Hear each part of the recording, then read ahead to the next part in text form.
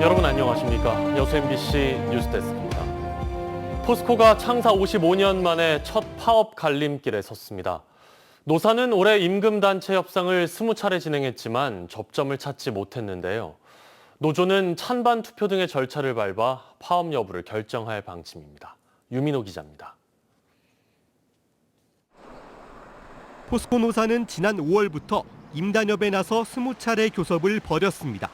노조는 기본급 13.1% 인상과 조합원의 자사주 100주 지급, 성과 인센티브 제도 신설 등을 요구했습니다.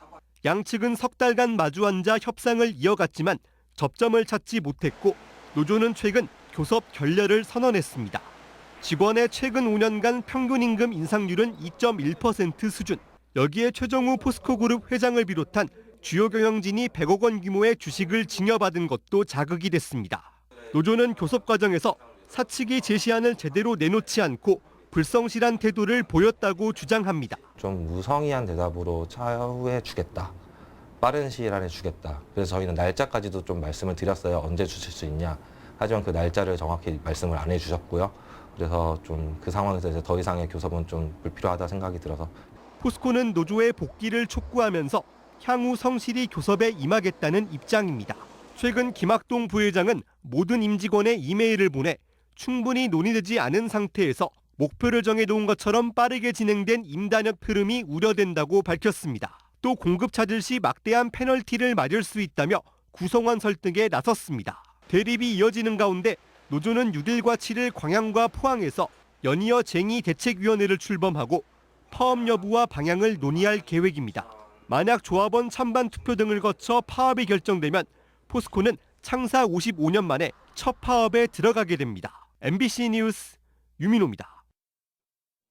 여수시가 발암물질이 나온 산단 대체녹지의 토양 오염도를 전수조사합니다. 여수시는 지난 2021년 산단 내 6개사가 조성해 기부 체납한 여수산단 내 대체녹지 1구간의 토양에서 비소와 불소 등 발암물질이 기준치를 3, 4배나 초과해 검출된 가운데 현재 조성 중인 2, 3구간도 토양 오염의 가능성이 있는 것으로 보고 오염도 전수조사를 실시할 방침입니다.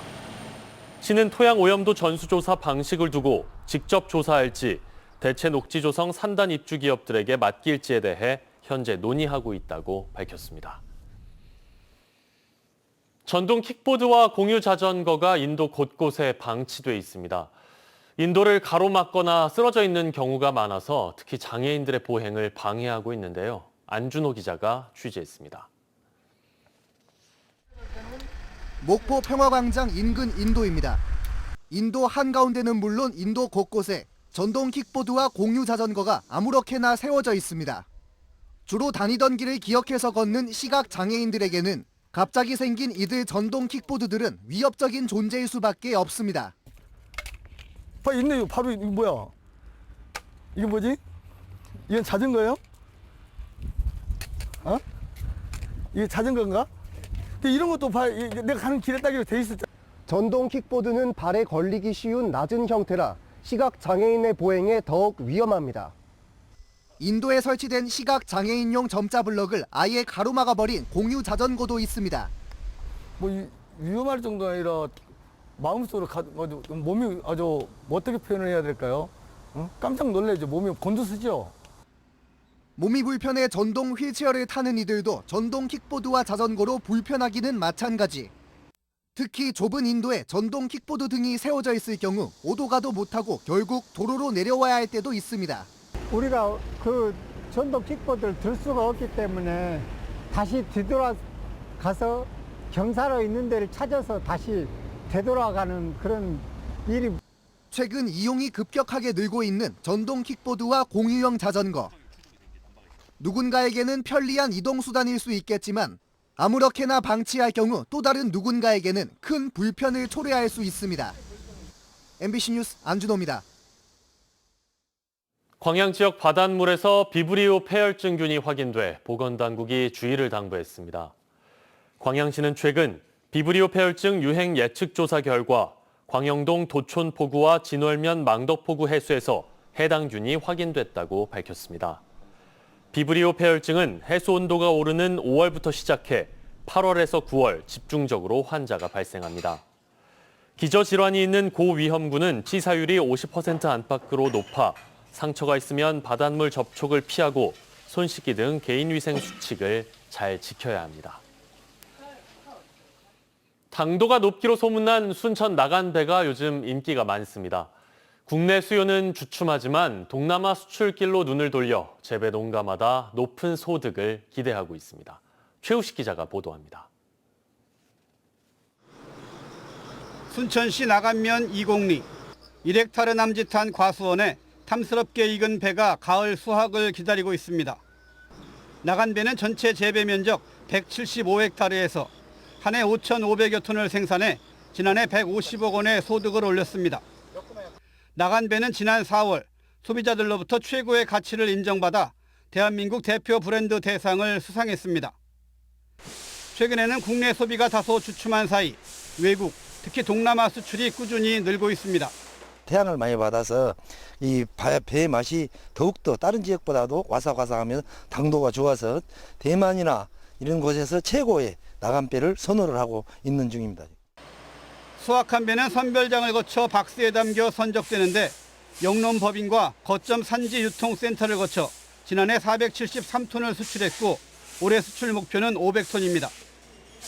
상대적으로 수출 단가가 높은 미국 시장 진출은 여전히 풀어야 할 과제입니다. 순천시는 농산물 수출 물류비 지원 사업과 해외 시장 판촉 행사 지원 사업 등 다양한 농식품 수출 진작책을 시행하고 있습니다. 바이어나 아니면 수출 관련 단체들을 관리하기 위해서 저희가 수출 촉진 협의회를 만들었습니다. 우리 순천시에서 약 한 28개 업체 영농조합법인들이 해서 정보도 공유하고. 순천 나간배가 국내는 물론 외국에서도 지금의 호평을 이어가기 위해 소비 촉진과 판로 개척, 활용 방안 연구 등 생산자와 지자체의 지속적인 관심과 노력이 더더욱 필요한 시점입니다. MBC 뉴스 최우식입니다. 사거리에서 동시에 좌회전을 하다 보면 유도 차선을 넘어 차선을 바꿀 때가 있죠. 그런 차량들만 노려서 일부러 사고를 내 보험금을 타낸 사기단이 검찰에 붙잡혔습니다. 송정근 기자입니다. 광주 서구 도심의 한 사거리. 1차로에 서 있던 승용차가 신호를 보고 좌회전을 합니다. 서서히 회전하면서 2차로로 이동하려는데 뒤따르던 차량이 그대로 들이받습니다. 보험 처리 결과 승용차 운전자의 차선 변경 위반, 결국 90% 이상 과실 책임이 있다는 판정이 나와 상대 차량에 타고 있던 4명에게 합의금 1,600만 원을 물어줬습니다. 그런데 검찰 수사 결과 피해 차량 운전자와 동승자들은 보험금을 노린 사기범들이었습니다. 1, 2차로에서 동시 좌회전이 가능한 교차로를 물색한 뒤 1차로에서 좌회전을 하다 차로를 벗어나는 차량들을 범행 대상으로 삼았습니다. 범행 전 교차로 주변을 사전 답사한 이들은 차선을 벗어나는 차량이 나타날 때까지 2차선에서 수차례 좌회전을 반복한 것으로 드러났습니다. 교통법규상 1차로에서 좌회전을 했다면 1차로로 진입하는 것이 원칙이라는 점을 노렸습니다. 우측으로 차가 조금씩 밀리거든요. 그래서 밀리거나 아니면 우측 차선으로 2차선으로 들어가는 찰나에 이제 2차선에서 오던 혐의자들이 그대로 속도를 내서 이들은 이런 수법으로 광주와 대구를 포함해 전국을 돌며 65차례에 걸쳐 6억 원의 보험금을 받아냈습니다. 사기 행각을 들키지 않기 위해 다른 사람의 주민등록번호를 도용하고 피해자들에게 문신을 보여주며 위협하기도 했습니다. 검찰은 경찰에서 쌍방합의로 종결 처리한 교통사고 가운데 1년 사이 3차례나 피해자였던 일당 중 1명을 발견하고 수사에 착수했습니다. 단순 교통사고 불송치 사건에 대한 기록 검토 과정에서 교통사고 피해자의 반복된 교통사고 피해가 있었다는 취지의 진술과 교통사고 기록상 나왔던 의심되는 정황들을 집중적으로. 검찰은 주범인 23살 양모 씨 등 범행을 주도한 3명을 구속 기소하고 보험 사기 가담자 7명을 입건했습니다. MBC 뉴스 송정근입니다.